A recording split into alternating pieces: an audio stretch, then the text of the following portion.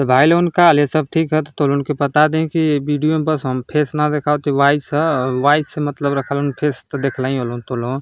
तो पॉइंट वाली बात ही है कि जो खेसारी भैया गाना जो आई आई मक्खन लगाई कि ढक्का लगाई, ई संघर्ष 2 का गाना आइल जल्दी, मतलब एक एक दिन हो तो समझ लगी, लेकिन ये गाना पर कुछ ज़्यादा व्यूज व्यूज ना आइल।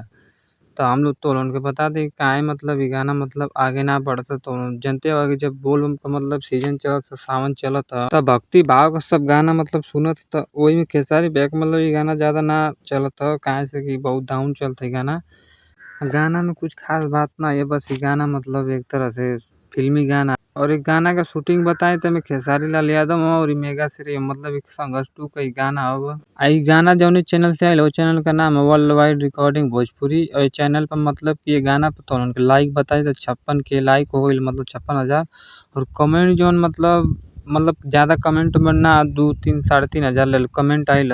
आई गाना पे जौन व्यूज आइल एक दिन में 5 लाख व्यूज आइल। तो भाई लोग गाना अच्छा अच्छा ना मतलब सुनने के मामला में, तब व्यूज यही से कम आइल। और ये गाना तोलन कैसन लगल एक बार सुन के बताइए लोगन। आई गाना के एक बार तो सुन लोगन।